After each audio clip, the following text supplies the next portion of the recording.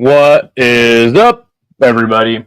Welcome to another edition of Split Decision Combat Sports. I am Idaho Fight Fan. Good to see everybody early in the chat. We're here to break down UFC 312, all of the fun things and not so fun things that happened on the card. Got everybody in the chat early. Nick, good to see you. Irish Animal. Hey, what's up?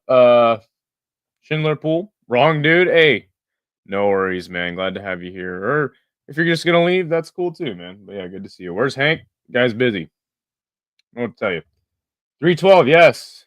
Yeah, Darth Yeezus. Good to see Sean here. Nick's talking about Tafa just got picked up by a GFL team, Omaha. And then Sean's asking, where's the team at? Didn't know they had a team. They don't. Nick just likes to troll. Classic Nick fashion. Mustache for Sean? No, I had a mustache before. Breaking news. Any two people that have a mustache look alike.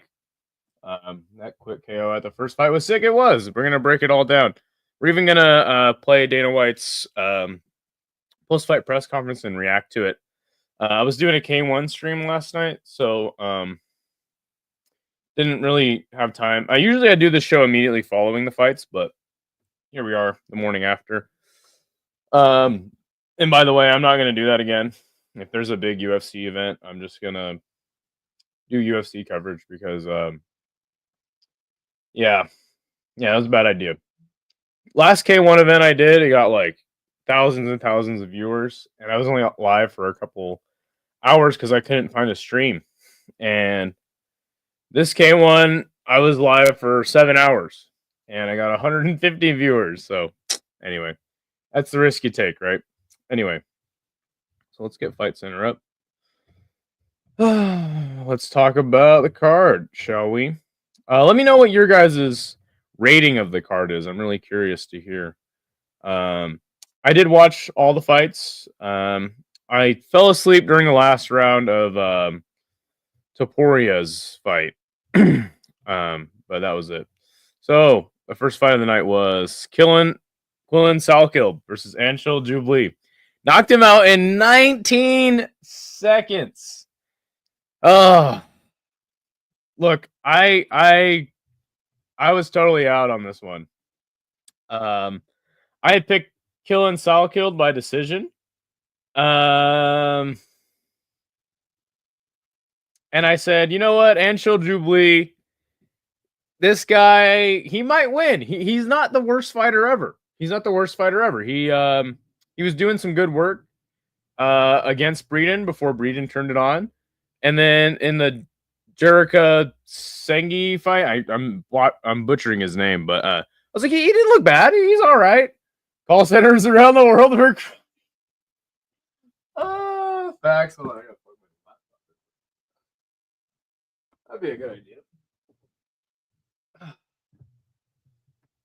Yes. India's own did not show out for this one. I was totally wrong. I was like saying Jubilee is all right. He ain't bad. He might win. But I'm gonna pick Quillen Salkild to win this fight. No. A total of six strikes were thrown. Or 7 strikes were thrown from Salkild. And look at this. Anshul Jubilee didn't land a strike in this match before getting chinned. Now the stoppage was a tad premature, but that punch was so good from Salkild. I always say in these instances where, it's a little bit of an early stoppage, but the guy landed a clean punch. I'm always like, dude, you cannot get hit with a punch like that. You can't get hit with a punch like that. Regardless of the stoppage being a little premature, you can't get hit with a strike like that. Quillen Salkild. Hopefully, we see the last of Anshul Jubilee. Okay, why am I'm so I can't remember the guy, the duelist. What is his name, dude? What is his fucking name, dude? The Russian guy or the Ukrainian guy, the duelist. Jubilee should have redeemed a chin. What? He was working with a single leg to back tape. Yeah. Sort of. I understand, but either way, you can't get hit with a punch like that. But anyway, he's the new duelist. Hopefully the UFC just wakes up and they kick him out of the UFC. Um, but yeah, I don't know, dude. I Anshul Jubilee, man. I give DDP credit, but he still stole the first fight. Yeah, I mean the first fight was incredibly close. So, oh, like stole. I see what you're saying. Um, yeah, I scored the first fight for Sean Strickland as well, but I wasn't upset with the decision. Jubilee was about to take that man's calf for life. Ah! Oh man, that's funny. So yeah, Jubilee. I this guy's a bum. I'm saying it. I'm finally saying it. I was avoiding saying it before, but now I'm ready to admit that Anshul Jubilee is terrible, and we should this should be the last we see of him. I think I'm lagging a little bit, but it's all good. Okay, so let's move on to the next fight. The next fight was Jonathan Mikulev versus Kevin Jusay. So I had picked Kevin Jusay in this one to get it done, and that did not happen. Mikulev, dude, wow, this guy's got some kicks from hell, doesn't he? And he's got some hands too. Pretty much just outclassed Kevin Jusay the entire fight. Hurt him a couple times. I thought this guy was like mainly a grappler, but he did barely any. He did actually no grappling in this match. 0 takedowns, 9 seconds of control time. If you would have told me this would have been a stand up kickboxing match and Kevin Jusay gets dominated by this UFC newcomer, I wouldn't have believed you. I would have thought that was a little bit crazy. But yeah, you know what? Jonathan Mikulev showed us a lot in this fight, and I'm really excited to see what he does in his next fight. On the other side, Kevin Jusay, very slow, very very slow. There's just a huge speed advantage. Maybe it's this weight class, maybe it's just lack of athleticism, maybe it's him being French. But yeah, either way, um, man, Kevin Jusay is having a tough run here at this weight class. What was this at, by the way? Yeah, welterweight. Yeah, he's having a tough run at welterweight so far. Good to see Klaus, that little Chinese boy in the co-main was the best part of the card. What's up, man? Yeah, that was the fight I was most excited for on this card. I was not excited for this card at all. And yeah, I think I totally agree with you. But yeah, Kevin Jusay, man, not looking good in this fight. Mikulev looking really good, and I'm excited to see what he does. So that was that fight. Rong Zhu versus Cody Steele. Bro, this fight was so sick. One of the best first rounds I've seen in a long time. Gave me a good feeling. And by this point in the card, by the end of the first round, I was like, dude, this card is going to be so good. Like, I was sleeping on this card, but this fight, this card is about to be amazing. And this fight certainly was. These guys slugged it out, but Cody Steele, I mean, we know he's got good grappling, a good grappling game. But for some reason, his coach was telling him to let his hands go in the corner. Bad corner advice from Cody Steele's camp. Should have at least tried to take Rong Zhu down, switch the fight up, get into a different position. But instead, he decided to go to war with Rong Zhu, and it was good for entertainment value, not good for Cody Steele's brain. And Rong Zhu, though he's 24, he has a lot of fights, and he has this way of just pulling you into a brawl. And that's exactly what he did to Cody Steele. And when you want to brawl with a brawler, this is what happens. So imagine the card Australia is going to get next time after Dana got annoyed by their media. Yeah. So I haven't listened to Dana White's post-fight press conference yet. After we break down the fights, I'll listen to it and we'll react to it. But yeah, maybe Australia is the new Canada, and Canada is the new Australia. Who knows? But yeah, good win for Rong Zhu. I faded him in this fight. All right, then we get into Colby Thickness versus Topuria. Topuria hurt Thickness. Thickness. Why is his name Cody Thickness? He hurt him in the first round. He did good. Everywhere the fight went, Topuria was one step ahead of Cody. That was really nice to see. shooting for it. I mean, this was a good overall, all around MMA performance from Topuria. Guys got clean boxing. Um, but I don't know, man. This Cody Thickness guy seemed like not a good fighter. And so I felt like Topuria should have chinned him, especially with his previous performances, just chin and bums left and right. So I'm not entirely sold on the brother of UFC champion Ilya Topuria just yet. There was a nice moment after the fight because Cody Thickness was being cornered by Alex Volkanovski, and obviously Topuria being cornered by his brother Topuria. But it was really nice to see that moment where they Alex and Ilya were shaking hands in the cage after this fight. Alexander Topuria pretty much dominated Cody, but again, I'm not quite sold on him just yet. We'll see what his prospects are in his future. Also, he's fighting at bantamweight, which is an extremely competitive weight class. Having the name Topuria give him a little bit of a rub there might be good for him, but I don't know. He looked really good, but I feel like he should have done a little more against this caliber of opponent, but we shall see. I always get confused with the order to say a Chinese person's name. Yeah, and it's like that in Japan too. They say their last name first.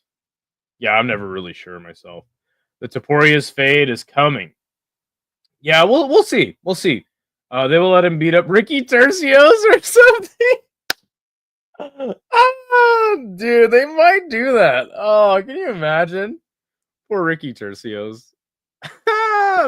That's funny. I think he's a flyweight though, or is he a bantamweight? That's hilarious though. All right, our next fight was Wang Kong or Kong Wang versus Bruno Brazil.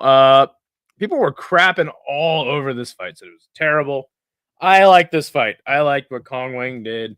She pretty much outclassed Bruno Brazil, and that's reflective in the striking. 104 total strikes landed to 31 for Bruno Brazil. Oh my gosh. Are you kidding me? Man, Kong Wang was beating the hell out. 44 leg kicks. Man, Bruno Brazil's tough, but Kong Wang just outclassed her. You want to have a kickboxing match with Kong Wang? You're gonna get schooled. Awesome performance from Kong Wang. I'm excited to see what she does.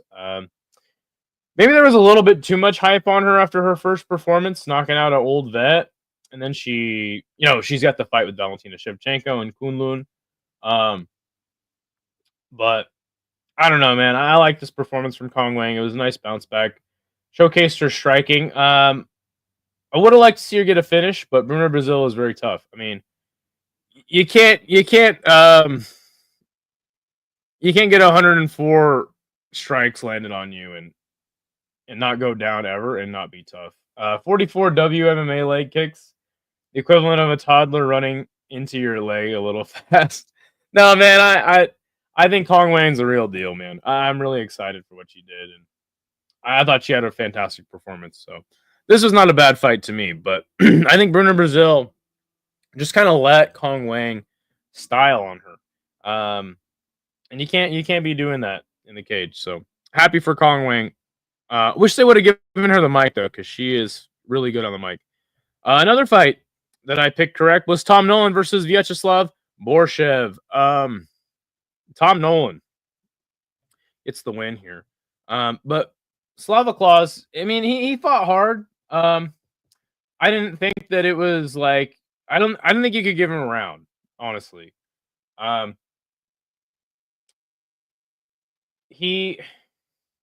said it would be the kicks of Borshev would get him this win. Thing about Tom Nolan is he's so much bigger than a lot of these lightweights. And I think he's shown us that his grappling is much improved. As I look at his takedowns, 1 of 8. All right, maybe not. But I don't know. He mixed it up on Slava Claus, and that's what got him the win, if you ask me. Landed some good elbows, did Tom Nolan as well, and some good punches. But I don't know, man. I'm gonna be fading Slaviklaus for a while now because the guy just can't wrestle. He can't grapple. Um, I don't know. Good win for Tom Nolan. I was hoping he'd get a knockout. I picked him to get a knockout on Topology, but did not happen. Slaviklaus is a tough guy. Tough guy. You're gonna need to really be specialized in something. If you're kind of just all around good, I don't think you're gonna finish Slaviklaus. But you got to have a really good submission game, or a lot of power to put this guy out. So, but he will go out, and I'm gonna be fading him for a while. Next fight was Jack Jenkins versus Gabriel Santos. Gabriel Santos gets a submission. Um, Fantastic stuff by rear naked choke. This fight was somewhat competitive, and then Gabriel Santos had him in a triangle. Jack Jenkins gets out, wins some good shots, and then gets taken down and choked out. I mean, not really much to say. Jack Jenkins was. I mean, look, he finished Herbert Burns. So how do you really rate a guy that finished Herbert Burns? I mean, if you can just last 15 minutes or 14 minutes with Herbert Burns, you're gonna win. You're gonna win by knockout. But I thought Gabriel Santos was more like a striker. Didn't know a lot about either of these guys heading in. So it was nice to see him, having some submission game. 6 out of 10 fight was entertaining. Jack Jenkins sounds like a bottom shelf liquor. Instead of Jack Daniels, it's Jack Jenkins. That's funny. Yeah, but it was a decent fight and good win for Gabriel Santos, and we got a finish. One of the only finishes on this card because it was right about right around Taporia time. This card started falling off a cliff, in my opinion. We then get to Jake Matthews versus Francisco Prado. I mean, Matthews pretty much won the whole fight. I didn't think Prado did very good work, but he was hanging in there. Jake Matthews just doing a little more. I mean, Prado did get a takedown on Matthews. And that's the thing is like, I don't know what Matthews is good at. He's a very big guy. He's got okay striking. And he's got okay groundwork, but he kind of just mixes them all together to get wins. I don't know if he's particularly good at anything. Francisco Prado is much younger than Jake Matthews, but he was hanging right in there with him. So I don't know where Jake Matthews fits into all this to steal Chael Sonnen's line about Kevin Lee. He wants Magny next, dude. Magny might beat him because Rogan was gassing Matthews so hard during the companion for no reason. Jake Matthews, man, let me tell you, he's been in the UFC a long time, and he's grown up right before our eyes. Yeah, like I don't know, dude. I don't know what Jake Matthews is good at. But to be fair, I was watching K1 at the same time as I was watching the pay-per-view on my phone. So that's why this next fight between Jimmy Crute and Bellato, I thought Jimmy Crute just outright won. Turns out it was a draw. Can anyone explain to me why this was a draw? I'm gonna have to look at the judges' scorecards. Matthews, or no, not Matthews. Crute versus Bellato. I mean, because like I don't understand. Here, let me see MMA decisions.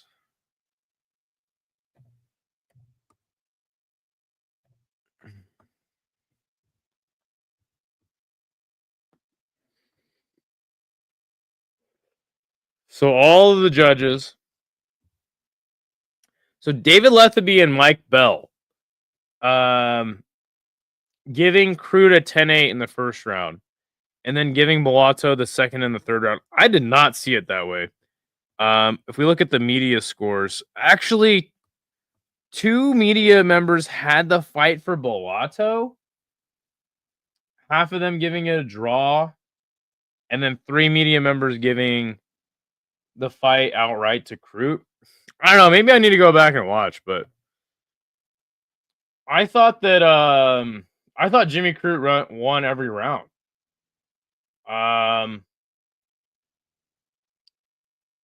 I don't know. Am I crazy? I thought he won every single round. And also like we got to talk about Jimmy Crute. I thought he looked so much better in this fight, and he applied so much pressure, and I thought that his chin held up very well. Lotto did land some good shots on him. I think Jimmy Crute is improving. If there's a guy with some grappling chops, I think he's gonna have a hard time. Um, but yeah, I don't see the draw, man. Yeah, I had Crute 1 and 2, maybe losing 3. Yeah, the third round was definitely more competitive. I'll give you that. Um, but yeah, I don't know. I was watching it off my phone on mute, so like I don't know. I didn't. The third round was the most competitive round for sure. But yeah, I didn't see a draw, man. I don't know. That was weird to me. That was really weird to me. But hey, whatever. I guess the hometown judging doesn't come into play in this one. So yeah, it sucks for Crute, man, because he hasn't won in 4 years, going on 5. I thought he deserved the win in this fight. Wasn't able to put Bellato away, but I think we learned that Bellato kind of sucks. Am I right? Guy can't grapple. Doesn't have a lot of power. Maybe he had a bad night, but I mean, look at these stats, man. 139 to 95. Now a lot of those did come on the ground. Almost 4 minutes of control time for Crute, but I don't know, man. I don't know. Weird result. Weird fight. All right, then we get into the fun of the card. Talisan Teixeira versus Junior, or not Junior, Justin Badman Tafa. The fight went exactly 35 seconds. Oh my gosh. I thought the fight was weird because, Taliesin goes and he clinches up Tafa, and I'm like, oh, okay. And then I looked up at K1, and then I looked down and the fight was over. So what happened? Well, hey, what's going on, CST? Good to see you, my friend.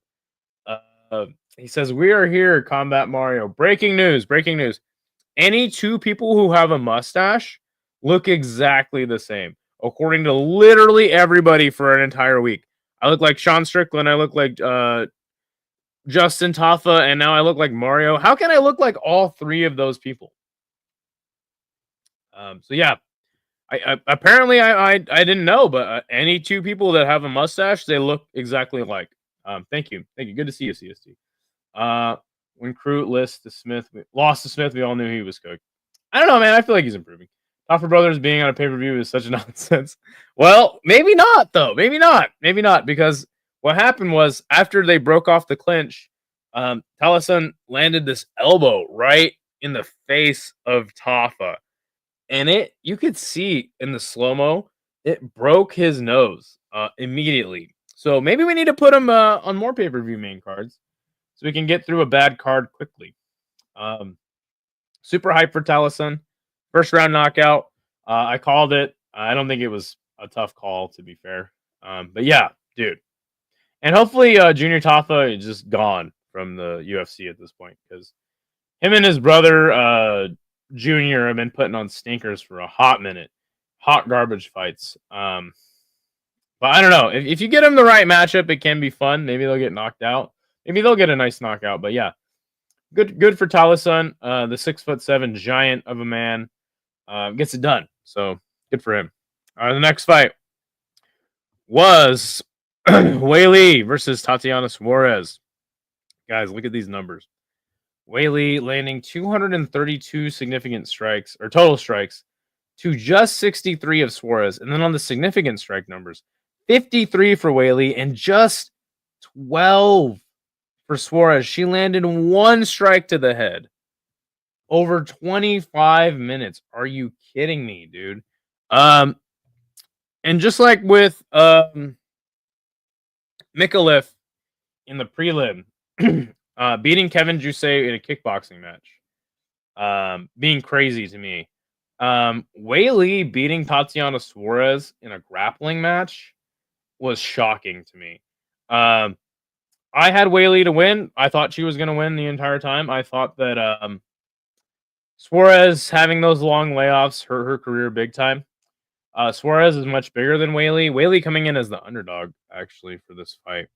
Let me see.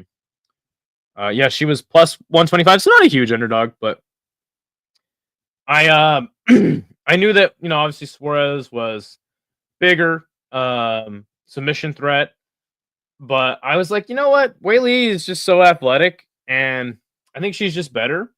I didn't really have much to break down other than that, but I was giving Whaley the benefit of the doubt while respecting that Suarez could submit her. And then during the walkout, I was like, dude, Suarez might just jump guillotine and then this fight's over, But that moment had come. In that second round. Suarez jumps guillotine and Whaley just spins around. And the guillotine nullified. Now she's on bottom, getting punched in the face. Suarez was over after the second round. I think you're right, Sean. Some people in the chat had said that too. I think she was broken after the second round.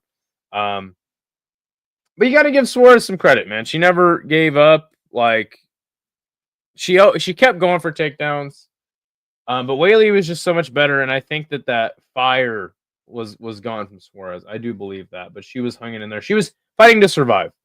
Is what she was doing. Never took a chance with the striking after she got rocked. So yeah, man. And who is next for Whaley? I think it's probably, unfortunately, going to be Mackenzie Dern. Though I don't think Mackenzie Dern is very good or is championship material. Unfortunately, she is the most marketable strawweight right now. So yeah, and I think Whaley will clean up on Dern because easier because I think Dern is going to be willing to strike with Whaley. Dern did say she doesn't want a title fight next, but dude, if the UFC calls you up for a title fight, you kind of have to take it because you don't know when that's going to come again. But yeah, man, fantastic performance from Whaley, and I think a lot of people were bummed because they had bet on Suarez, and they were just kind of pissed that I saw people pissed at Suarez, and it's like, dude, I mean, what was she gonna do? Totally outgunned, outmuscled. I mean, all she could really do was hang on and just hope to not get finished. Good performance from Whaley. One of her toughest challenges, on paper to date, and she passed it with flying colors. Crazy that Rose Namajunas is a harder fight for her than Tatiana Suarez, right? But Suarez just can't really strike. So, all right, then we get into the main event of the evening: Sean Strickland versus DDP. Oh man, this fight sucked. Terrible fight. And I think that's due to Sean Strickland making it a terrible fight.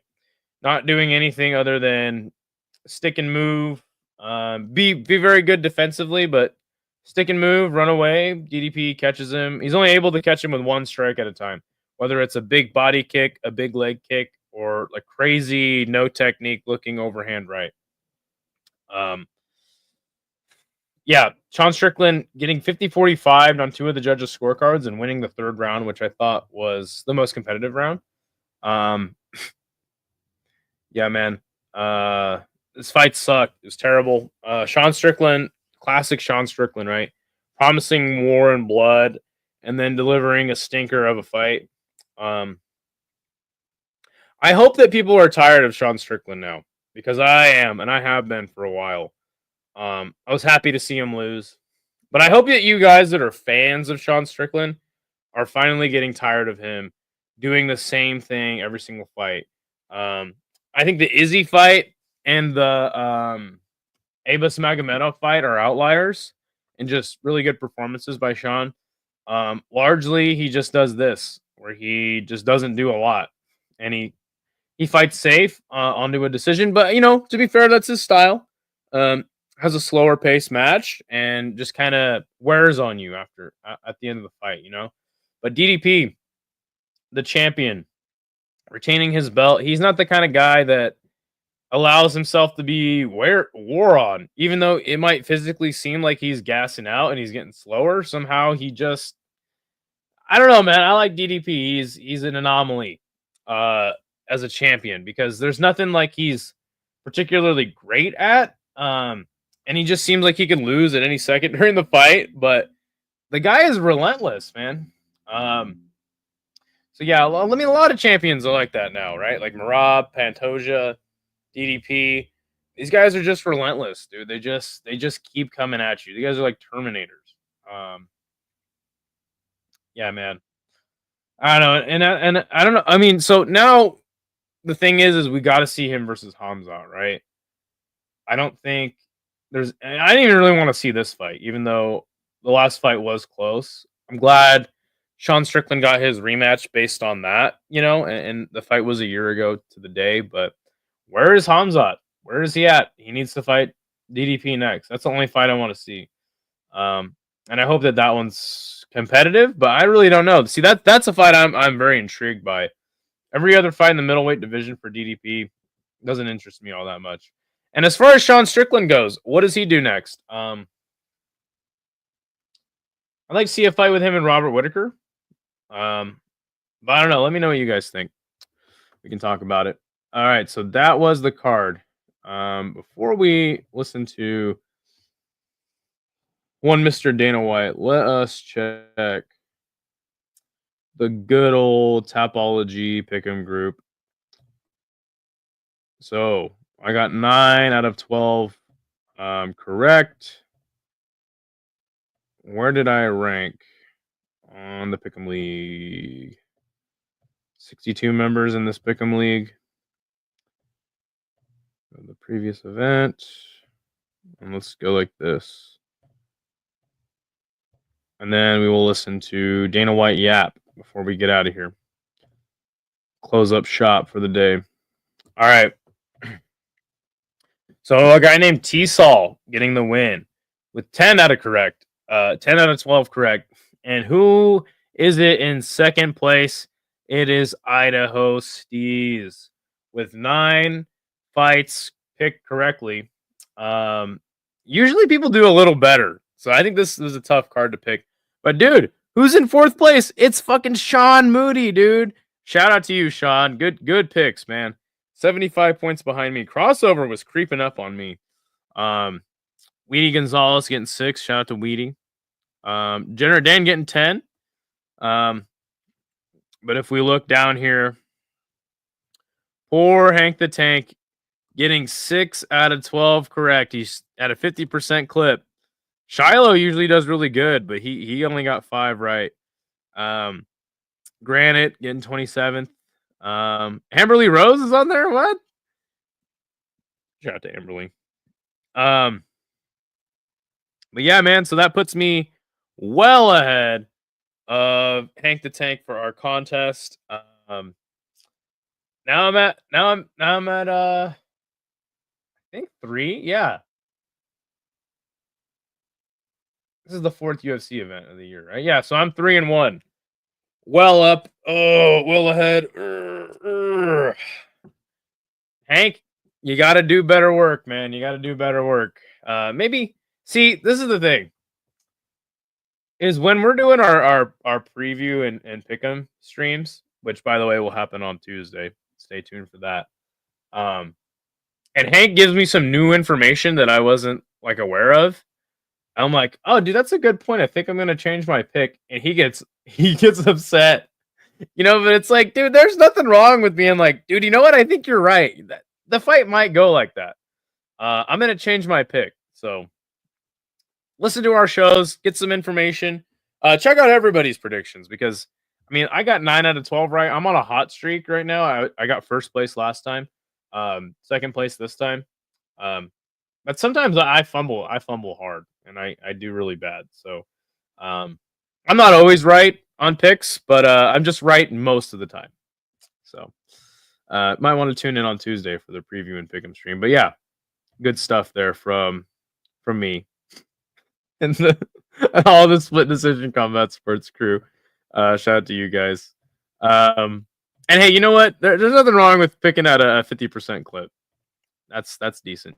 You want to do like just better than 50%, but guess who's fourth? Yeah, my man Sean. Sounds like you've been listening. All right, so let's listen to Dana White. I haven't heard any of his comments yet, so I am very curious to hear what he has to say.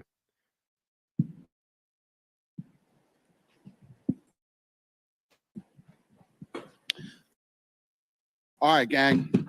The attendance was 18,253, $7 of the gate. That's the record gate for Australian indoor arena ever. It's the continent record. We beat our own record for that one. Quinlan. I like how Dana White always starts off every event, every post-fight show. Every post-fight show, he starts off with, "We robbed everybody." The tickets were so expensive for this card that we broke all the records because people just pay to watch. People will pay anything. Aren't you guys stupid? You guys will pay any amount of money and give me a whole bunch of money to put on any event. Aren't I a genius? And he is. He is. But it's like, dude, every single event he starts out with, "I am just a genius and you guys are stupid. You guys will pay for anything." And Teixeira, performance of the night. Rongju and Steele for the fight of the night. Did I fuck that up? You know what I meant. Performance of the night. Fight. Okay, so Quillen Salkilled and Taliesin Teixeira getting performance bonuses, and Cody Steele and Rongju getting fight of the night. I think that's totally fair. Nope, no watch of predictions. I just do studying for the fights. Well, cool. That's good. That's why you do really bad sometimes. Strickland to the GFLC. Explain to me, Dane and everybody who keeps sending fighters to the, keeps giving fictional contracts to fighters from the UFC to the GFL. Explain this to me. How are you guys saying in the same sentence that the GFL has no money, they're going to fold immediately, it's the stupidest thing, and then you're going to tell me, "Oh, this fighter needs to go to the GFL. Send him to the GFL. Send him to the GFL." You guys already say that this promotion has no money. How are they going to sign all these fictional fighters? Not fictional fighters, but how are they going to come up with all these fictional contracts to sign these fighters from the UFC? Explain that to me. If they don't have any money, how are you going to keep sending them to the GFL? You guys make no sense. I get it. Before it was the GFL, it was the PFL. Send him to the PFL. He'd be champion. I get it, but it's like you guys make no sense. How can they go to the GFL, but the GFL has no money and they're going to fold in a year? You guys make no sense. You guys make no sense. As punishment, yeah, but if they don't have any money, how are they going to go to the GFL? Your own words. Your own words. Oh, it's a stupid promotion. They have no money. Send them to the GFL. They can't. By your own definition, they can't. I can't explain it. Yeah, exactly.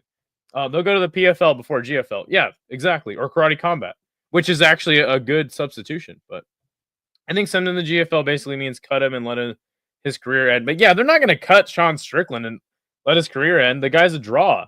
As much as I hate it and I'm sick of Sean Strickland, I understand the saying, but it's like, you guys are dumb. Like, don't tell me, "Oh, send him to the GFL. He's GFL material." When they have no money by your own definition and they're going to fold. And I'm not saying the GFL is like some great promotion. I think it's stupid too, but I'm not the one condemning all fighters to the GFL after a loss. But maybe Angel Jubilee would do well in the GFL. Do you like DDP? I do. I wouldn't say I'm a fan of DDP, but I just like that we have such a vulnerable champion that I'm not sure how good he even is, even this late and deep into his championship run. But it's good to see you, Robert G. Okay, let's keep listening to Dana. Fight of the night, $50,000 for all of them. Congrats to them. And I want to thank New South Wales government and Destination New South Wales for the ongoing support of the UFC and helping to bring this event to Sydney. Do I think the GFL will have a single event?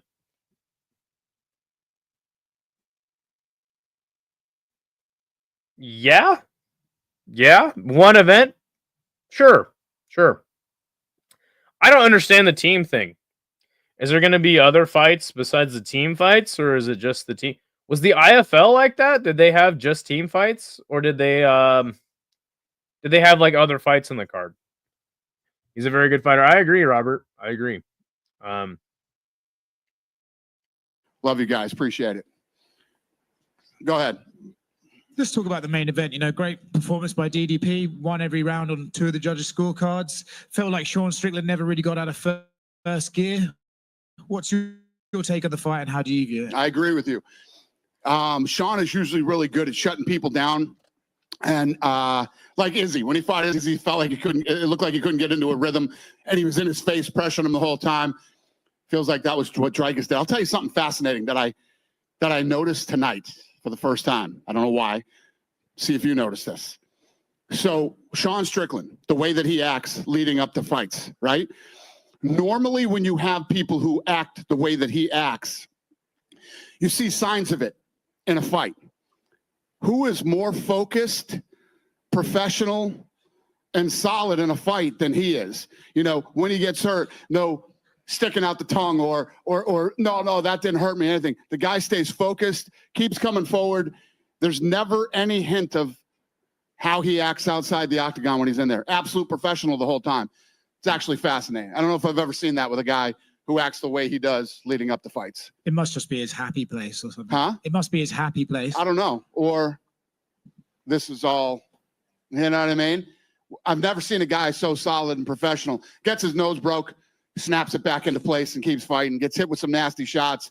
When he gets hit with big shots, he doesn't start shaking his head and doing all the goofy things that people like that do. I mean, you can go into any combat sport and you've seen it. Nobody is more professional during the fight than this guy is. It's fascinating, actually. And another thing on Strickland as well that I think... Mike, did Dana only notice Strickland is pro in the... No, you just noticed now? You're just noticing this now? That's funny. Hamzat should be number 1 in the rankings, and Imavov 2. UFC doesn't punish top 5 fighters enough for losing, even when they're 0-2.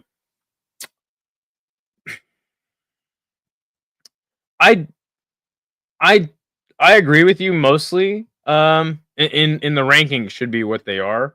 But the thing that you have to realize about some of these fighters that go 0-2, like for instance, Izzy went 0-2. One was a championship fight to the best middleweight. So I don't think that they should be punished too much for losing to the best middleweight. Imavov definitely should be moved up the rankings. I fully agree with you, but sometimes fighters go on losing streaks against really good fighters. So I don't know if they should be out of the top 5 just for that. But you make a good point, Mike. And good to see you. It's my first time seeing you in the chat. Strickland always bring his professional aspect to the fight. I think what he's mentioning is in the pre-fight buildup, he's very unprofessional. And then in the fight, he's professional. I agree with Oscar Willis. I think it's just his happy place. And he just feels comfortable in a fight. All the talking makes people sort of overlook is that he's very tough as well. He ate some big shots from DDP. The nose thing, usually if you see a fighter freak out from the pain, they lose their composure. Like you said, he just gets right back into it and dials back in. 100%. Never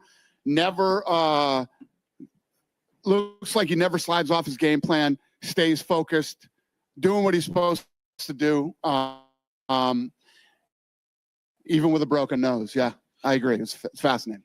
And on the other side with Dricus, I mean, it got a little bit weird towards the end, but it would be said that in the first round, he actually looked maybe more technical than he has in... Well, you know what's funny is, and I meant that as a compliment. When I said he fights like a white guy dances, right? Like awkward and whatever. They've been focusing on that. I was like, don't listen to the shit that I say. Whatever he's doing works. He's the world champion. And how do you spar for a guy like that? Don't change anything that he's doing on account of what I say. I imagine this has to be discussed on Tuesday, but it would feel like Dricus Hamzat is a pretty big fight that you guys could put on right now. Yeah. We'll talk about it on Tuesday, though. Okay. Co-main event, Zhang came out-muscled the woman who was meant to be stronger than her, out-wrestled the woman who's meant to out-wrestle her. Amazing performance by her. Yeah, I mean, I don't know about you guys or how you felt, but lots of people were texting me saying that Weili loses tonight and, it's over. And she was an underdog. And I bet the casinos got murdered tonight because I bet a lot of people threw money on Tatiana. But when you look at Weili, she's one of the greatest of all time, the best female fighter, in the sport right now. And at the press conference, Tatiana was talking about what she was going to do and what about her wrestling. And Weili said, this isn't a wrestling match. This is a fight. And she actually out wrestled Tatiana tonight and absolute stud. And such a huge star in China for us. She trended, I want to say she trended #1 like 4 times during fight week. 100 million views just on UFC platforms in China. And tonight she was trending #1 in all the big territories for us. So huge star. I would assume then that you would look to bring her to China at some point in the future. What's that? Would you like to take her to China at some point in the future? Yeah. Yeah. I mean, if you look at the talent that's coming out of, they all look good tonight. So yeah, it was a really, really good week for China. Yeah. I just have one for you outside of this one. I don't know if you've seen the boxing world this week with Turkey Al-Sheikh apparently stealing Canelo from Jake Paul and managing to get a 4-fight deal. Curious if you've had any takes on that and if you are impressed with what Turkey's able to do in boxing. With what? Who's able to do? Turkey managed to steal Canelo from Jake Paul, basically. Listen, they control the sport of boxing right now. I don't think it's hard for them to steal anybody from anybody. I don't know the ins and outs of that deal, but I'm sure it's not too hard to steal somebody away from them to Saudi. Yeah, totally different levels there. Not even the same universe of levels. In front right here.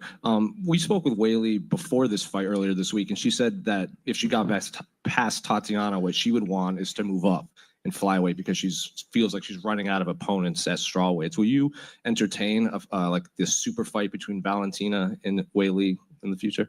They're waiting for me. It was also it seems like a big night for just like these Australian prospects like Quinlan in the beginning, Tom Nolan, Mikulev on the prelims, all making their debuts, but they're in here and they're talking about, the lightweight division has a lot of people in past 30.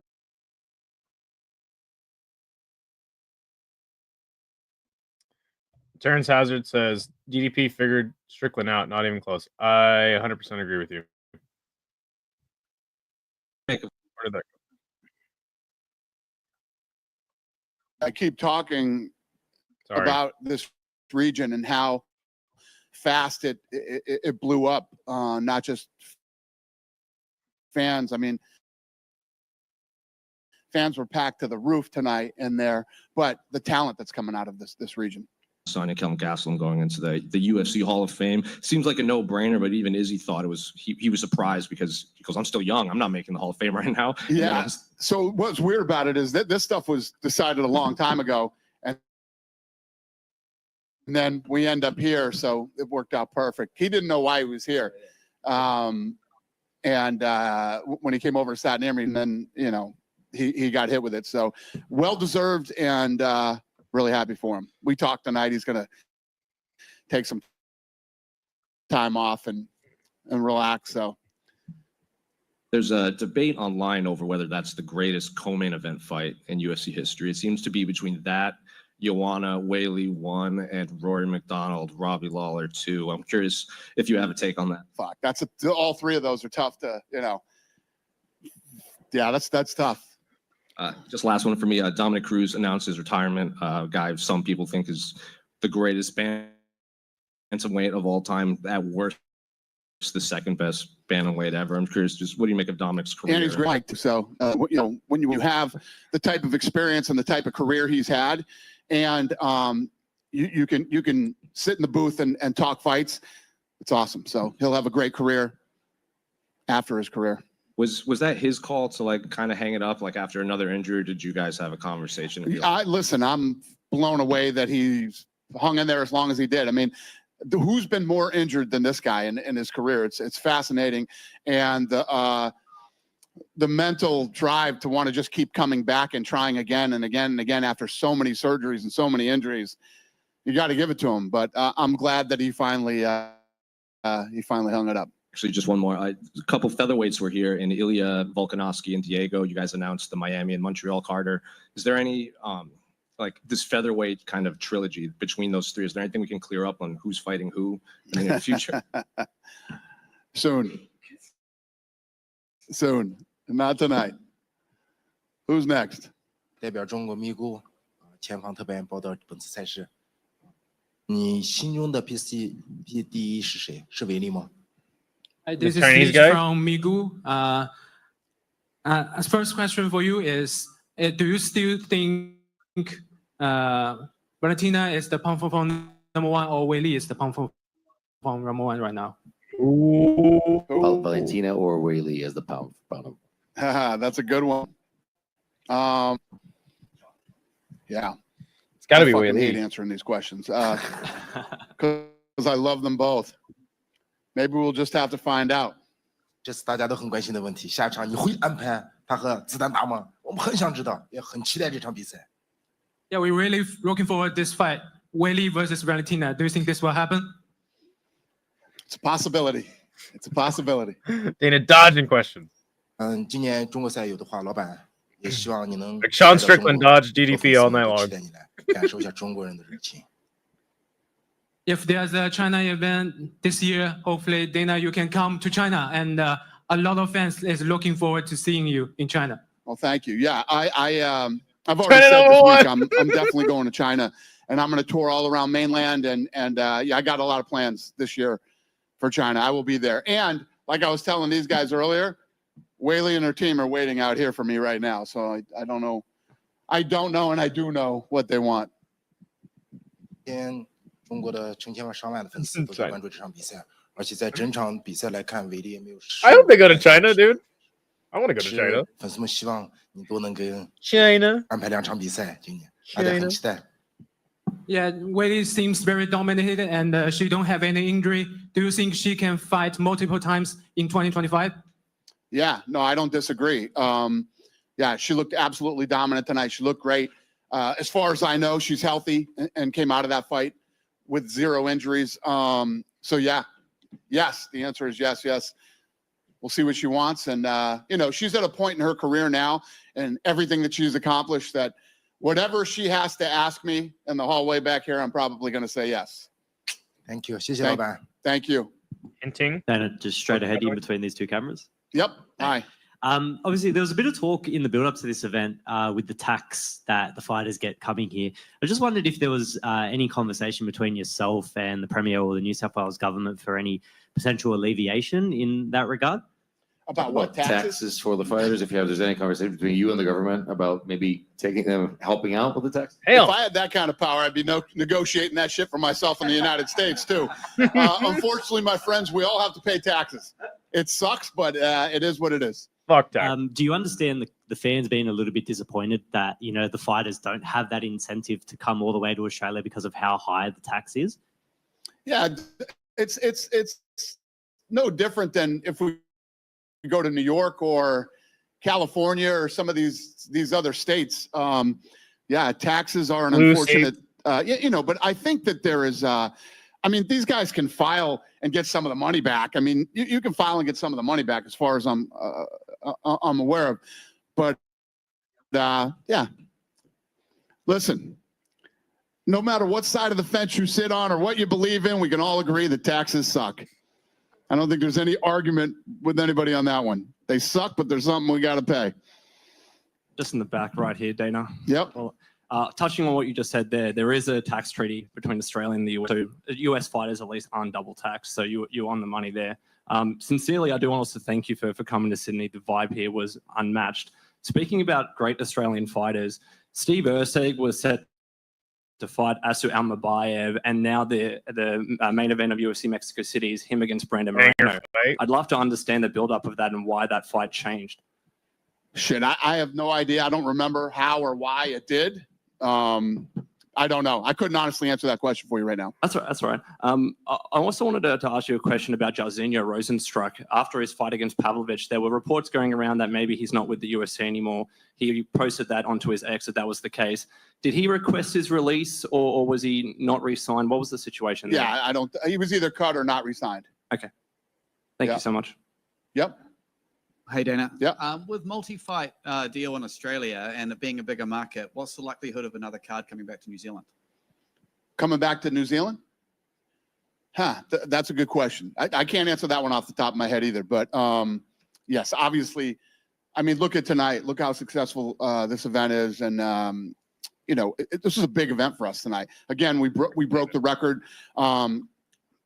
Trending, Scammed number all one in of the you. United States, number We 3 made in our Brazil, tickets so number high, 1 in Australia, and it number 4 in broke records. France. There's, Thanks. what people don't understand is when we move this thing around and we go to different parts of the world, number 1 in China, off and on the entire week, 100 million views for Chinese content just on UFC platforms, not including, it's big. It's big. A lot of people don't understand this business and how this business really works. Most people don't.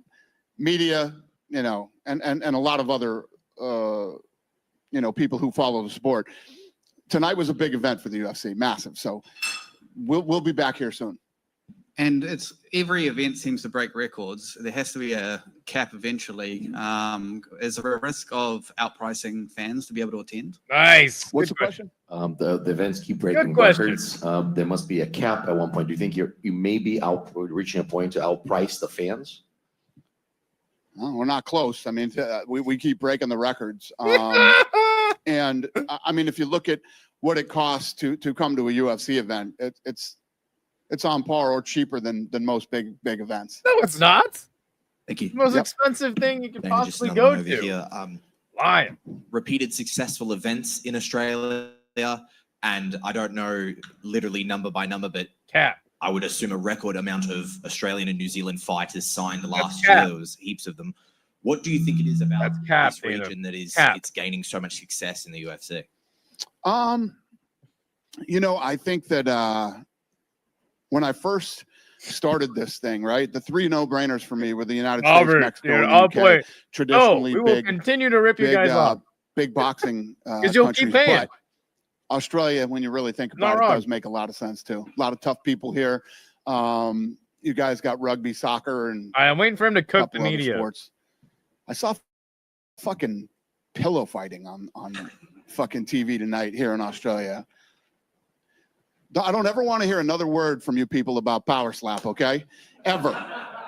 You'll hear But, it from me. Power slap's stupid. Yeah, You. it makes sense. The fan base continues to grow here, and the talent is off the charts. So I don't know if I answered your question, but No, you didn't. Hope That's so. fine.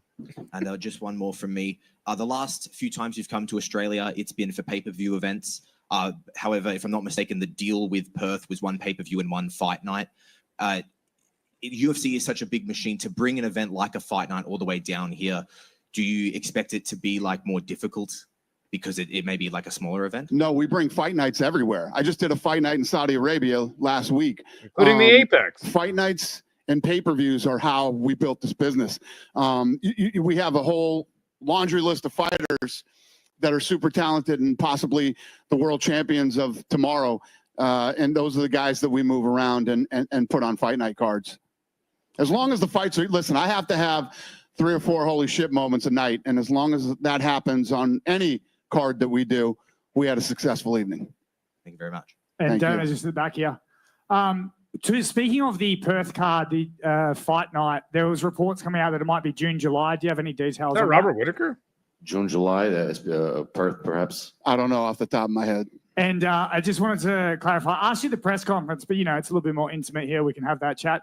Sean Strickland and the New South Wales government, obviously all the media and stuff and the outrage. Oh, here we obviously, go. you laughed about the other day with what you put on your story with the newspaper, which I thought that was fucking hilarious. Yeah, no, most of us do. It's ridiculous. We don't even like the paper here.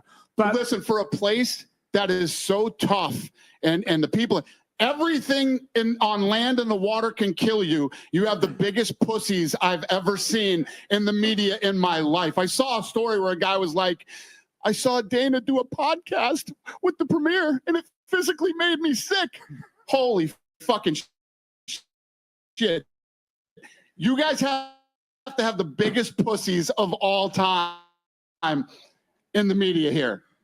Just for the is, does anyone in the government at all go, please not Strickland, or does that ever get back to you at all? I do that. Are you kidding me? I do that. It is what it is. You know my stance on this. You know, we're going to take Freedom of speech, guys blah, that. blah, blah. All right, that's it. All right. So no information from Dana besides it's looking like he's going to try to put together Valentina versus Whaley. I think that's a good fight. He pretty much just had positive comments for Sean Strickland, which is kind of interesting to me. I would have thought he would have ripped him a little harder. But yeah, man, that's it. That's pretty much it, man. We broke down the card. We listened to Mr. Dana White's words. He's going to continue to rip off the fans. He's going to continue to charge outrageous prices for UFC events because you guys will keep paying it. So, yeah, you guys, but the fans will keep paying it. I won't. Some friends wanted me to go to UFC Kansas City, and I'm like, dude, I can't justify doing that. One championship, when I went to one championship, 168, $500 to sit cage side. So it doesn't make sense to me to go to any UFC event. But anyway, that is the recap. If you missed it, run it back. We'll break down the whole card. Tonight, Hank the Tank will be having a think tank, so tune in for that. Tomorrow, MMA Nerd will premiere tomorrow. Hank the Tank, he's trying to get his work schedule all figured out, so we're switching things around. The schedule is going to probably be fluid over the next couple weeks. But yes, MMA Nerd will be live tomorrow. Check the channel. It's already uploaded. It's just going to premiere tomorrow, so check the time for that if you guys are interested in that. Tuesday, we'll be giving you guys a breakdown of everything upcoming for the weekend.